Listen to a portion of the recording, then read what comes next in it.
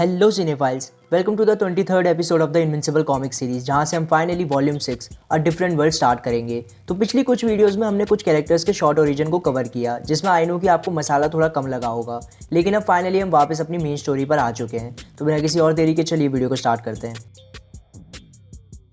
तो जैसा आपको याद होगा कि इन कॉमिक ओरिजिन से पहले इशू 25 में एक एलियन मार्क को अपने साथ अपने प्लेनेट पर लेकर गया था, जहां का राजा या लीडर एक्चुअली ओमनी मैन या नोलन बना हुआ था। तो वहीं से कहानी इस इशू में स्टार्ट होती है। तो ओमनी मैन को देखकर मार्क शॉक में होता है और कहता है, डैड? ओमनी मैन कहता है, हाँ बेटा, ये मैं ही हूँ। ये सुनकर मार्क सावधान होते हुए अपनी मुट्ठी को बंद कर लेता है और ओमनी मैन को लगता है कि शायद मार्क अभी भी उससे नाराज़ है, जिसकी वजह से ओमनी मैन भी लड़ाई के लिए तैयार हो जाता है। लेकिन मार्क लड़ने की जगह डैड डैड कहता हुआ रोते हुए ओमनी मैन के गले लग जाता है और ओमनी मैन भी राहत की सांस लेते हुए मार्क को गले लगा लेता है। बाकी चैनल पर नए हो तो इसे सब्सक्राइब करके बेल आइकन को भी दबा लेना और वीडियो पसंद आए तो इसे लाइक भी ज़रूर करना। दूसरी तरफ अर्थ पर डेबी अपने घर से निकल रही होती है, क्योंकि आज उसका रियल एस्टेट का एग्जाम होता है, जिसके लिए वो पिछले कुछ टाइम से पढ़ रही होती है। लेकिन तभी डायरेक्टली उनके घर के अंदर सेसिल ट्रांसपोर्ट हो जाता है और कहता है, greetings from the US government. Obviously Cecil के ऐसे अचानक से आने पर डेबी डर जाती है और कहती है, मिस्टर स्टेडमैन, मैंने कितनी बार आपको डायरेक्टली घर में टेलीपोर्ट होने से मना किया है। सेसिल जवाब देता है, मिस ग्रेसन, मैंने भी आपको कितनी बार कहा है कि आप मुझे सेसिल बुलाया करें। उसके अलावा अगर मैं डायरेक्ट टेलीपोर्ट ना होकर बाहर आपके आंगन में टेलीपोर्ट करूंगा तो आपके बेटे की सीक्रेट आइडेंटिटी ज़्यादा टाइम तक नहीं टिक पाएगी। डेबी कहती है, फिर भी मैं चाहूँगी कि तुम डायरेक्ट आने की जगह गैरेज, बैकयार्ड या किसी और रास्ते से आओ। खैर, तुम यहाँ किस लिए आए हो? मार्क तो अभी भी स्पेस में ही है ना। जिस पर सेसिल कहता है, तो तुम्हें मेरा मैसेज मिल गया था। मैं इस वीक काफ़ी बिजी था, इसलिए मैं माफ़ी चाहूँगा कि मैं खुद इन पर्सन आकर तुम्हें ये सब बता नहीं पाया, और मैं इसलिए भी माफ़ी चाहूँगा कि मार्क को इस तरह से एक अनजान जगह पर जाना पड़ा। हालांकि मैं तुम्हें बताना चाहूँगा कि मैंने उसे रोकने की बहुत कोशिश करी थी। डेबी कहती है, जिस आदमी ने मैसेज डिलीवर किया था शायद उसका नाम डोनाल्ड था, वो काफ़ी अच्छा था। और जहाँ तक बात रही मार्क के जाने की, तो अगर उसे लगता है कि यही सही चीज़ है तो मैं उस पर प्राउड हूँ। उसके लिए टेंशन में भी हूँ, पर हाँ, प्राउड भी। अब मुझे जाना होगा, एक्सक्यूज़ मी। सेसिल पूछता है कि वो कहाँ जा रही है, जिस पर डेबी अपने रियल एस्टेट के एग्जाम के बारे में बताती है। और सेसिल पूछता है, रियल एस्टेट? क्या हम आपको इनफ पे नहीं कर रहे हैं? डेबी कहती है, वो बात नहीं है, मुझे बस टाइम को काटने के लिए बिजी होना है। सेसिल कहता है, मिस ग्रेसन, अगर आप पैसा कमाने के लिए कुछ करना ही चाहती थी तो आप बस मुझे बोल देती। ये सुनकर डेबी को लगता है कि सेसिल उसका फ़ायदा उठाकर पैसा कमाने की बात कर रहा है, if you know what I mean. और इस बात पर गुस्सा होकर डेबी सेसिल को एक ज़ोरदार थप्पड़ मारते हुए कहती है, तुमने दोबारा कुछ ऐसा बोलने की कोशिश भी करी तो मेरा बेटा तुम्हारे लिए दोबारा कभी काम नहीं करेगा। तुम सोच क्या रहे थे? सेसिल जवाब देता है, मैं तुम्हें भरोसा दिलाता हूँ कि मैं ऐसा कुछ नहीं सोच रहा था। मैं थोड़ा शॉक्ड हूँ कि तुमने मेरी बात का क्या मतलब निकाला। मैं कहना चाह रहा था कि हमारे पास कई तरह के क्लरिकल वर्क है, जैसे टाइपिंग वगैरह एक्सेट्रा, जिसके लिए तुम्हें कुछ एक्स्ट्रा पढ़ने की भी ज़रूरत नहीं है। मैं तुम्हें बस ये बताना चाह रहा था कि अगर रियल एस्टेट तुम्हारे काम ना आए तो तुम्हारे पास और भी ऑप्शंस हैं। ये जानकर डेबी सेसिल से माफ़ी मांगती है और सेसिल कहता है कि कोई बात नहीं, बस पहले मेरे साथ ऐसा कुछ नहीं हुआ है तो ये मेरे लिए थोड़ा अजीब है। खैर, अब मुझे जाना होगा। डेबी कहती है, मुझे भी। और इस ऑकवर्ड कन्वर्सेशन के बाद वो दोनों अपने अपने रास्ते चले जाते हैं। वापस चले मार्क और नोलन के पास, तो वो दोनों अभी गले लगकर रो रहे होते हैं और नोलन या ओमनी मैन कहता है, मार्क मेरे बेटे, मैंने तुम्हें मिस किया। जिस पर मार्क कहता है, तो वापस आ जाइए डैड। विल्ट्रम, अर्थ पर राज, इन सब चीज़ों के बारे में भूल जाइए और बस वापस आकर सब कुछ पहले जैसा कर दीजिए। नोलन बताता है, मैं ऐसा नहीं कर सकता बेटे। अगर मैं वापस आना भी चाहूँ तो जो कुछ भी मैंने किया था उसके बाद अर्थ के लोग मुझे कभी नहीं अपनाएंगे। मैं अर्थ पर अब वापस कभी नहीं जा सकता। अब यही मेरा घर है। सीन चेंज होता है, अब हम चलते हैं फिर से उसी बिल्डिंग में जहाँ पहले भी हमने रोबोट को एक अजीब से इंसान के पास जाते हुए देखा था। इस बार रोबोट जाकर उस इंसान के आगे वो वायल प्रेजेंट करता है जिसमें उसने रेक्स का ब्लड निकाल कर रखा था। वो अजीब सा इंसान या वो जो भी है, वो रोबोट से कहता है, मुझे लगा था तुम्हें कभी भी वहाँ से निकलने का टाइम ही नहीं मिलेगा। जब से इमॉर्टल और केट रिलेशनशिप में आए हैं तब से चीज़ें और मुश्किल हो गई हैं। रेक्स हमेशा हमारे आसपास ही रहता है। अगर ब्लैक सैमसन अभी भी कोमा में नहीं होता तो हमें अभी भी मिलने का टाइम नहीं मिल पाता।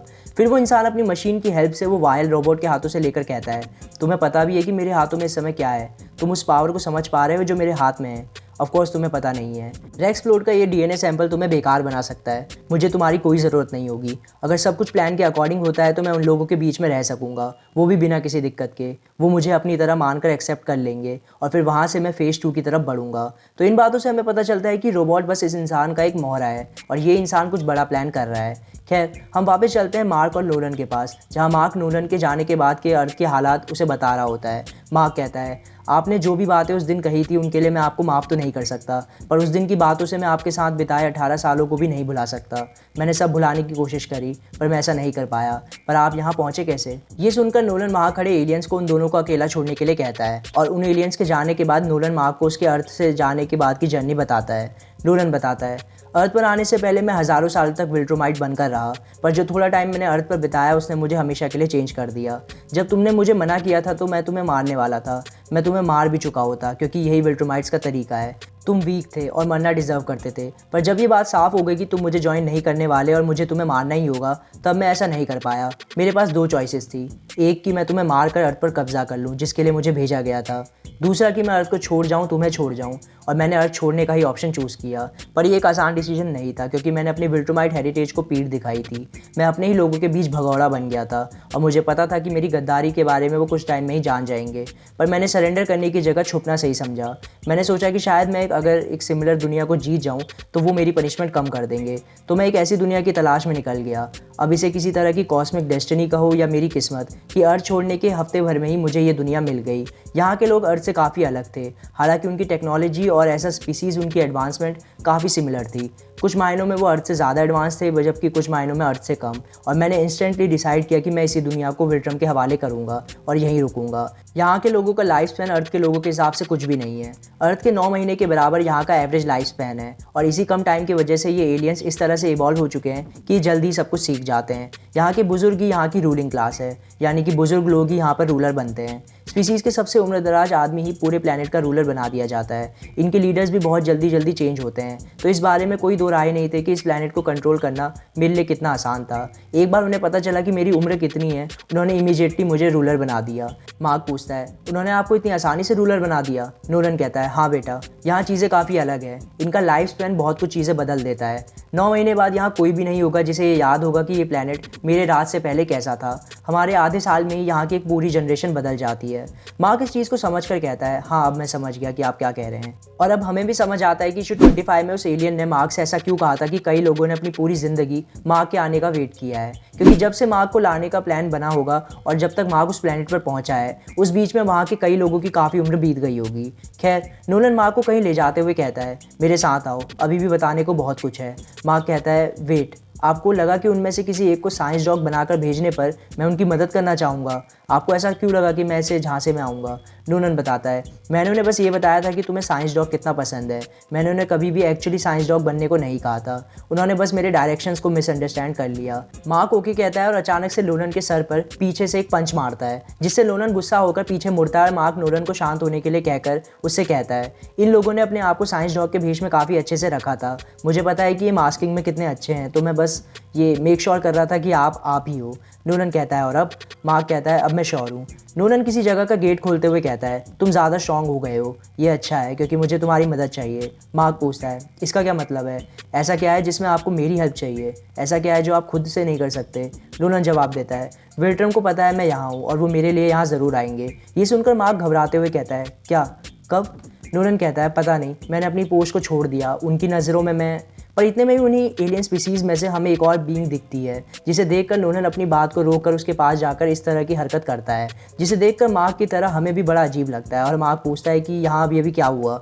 जिस पर नोलन कहता है, मुझे पता है अर्थ के कस्टम के हिसाब से तुम्हें ये बहुत अजीब लगा होगा, पर मैं तुम्हें बताना चाहूँगा कि ये अर्थ पर होने वाली किस की तरह है। और हाँ, मैं तुम्हें इससे मिलवाना तो भूल ही गया, ये है एंड्रीसा, मेरी मेट। तो ये है एंड्रीसा, इस प्लैनेट पर नोलन की नई बीवी। जी हाँ, नोलन ने यहाँ आकर भी अपनी एक नई बीवी बना ली है। खैर, एंड्रेसा के बारे में अभी हम और जानेंगे, तो फिलहाल स्टोरी के साथ ही बने रहते हैं। मार्क शॉक होकर पूछता है, आपकी मेट? नोलन बताता है, हाँ, ये मेरा नया घर है। मैं अर्थ पर अब कभी वापस नहीं आऊँगा। मुझे पता है कि तुम्हारे लिए ये सब जानने का ये सबसे अच्छा तरीका नहीं है, पर मैं मूव ऑन कर चुका हूँ और एक नई लाइफ स्टार्ट कर चुका हूँ।